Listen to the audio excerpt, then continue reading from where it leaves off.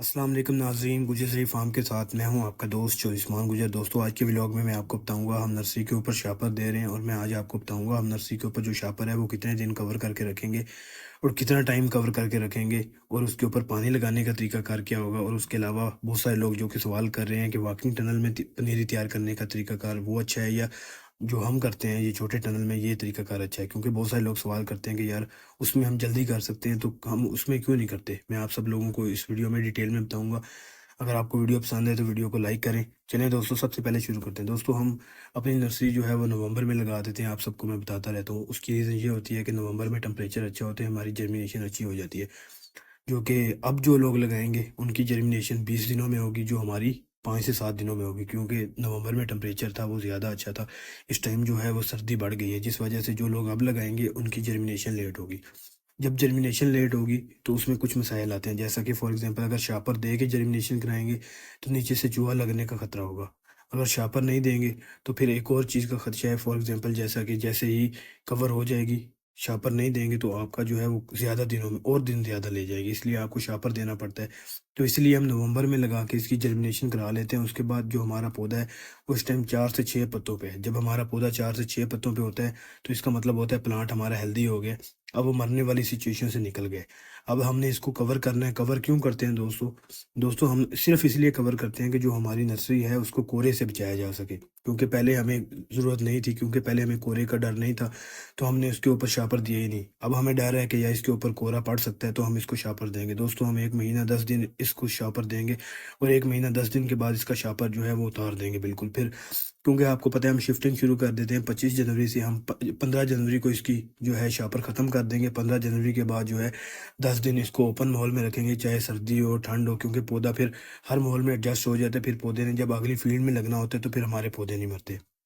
बहुत सारे लोग, अब दूसरा क्वेश्चन जो मैं आपको बताने लगा हूँ, बहुत सारे लोग कहते हैं कि यार जो टनल में हम नर्सरी तैयार करते हैं, जो वॉकिंग टनल में, जिसको आप बड़ा टनल कह देते हो, एक तो होता है हाई टनल, वो तो खैर बहुत कम लोग करते हैं। छोटे पैमाने पे जो वॉकिंग टनल में करते हैं जिसमें इंसान चल सकता है, हम दोस्तों इस टनल में करते हैं, छोटे टनल में। इसको बाइनरी टनल कहते हैं। दोस्तों, हम इस टनल में इसलिए करते हैं क्योंकि ये छोटा टनल होता है, ठीक है।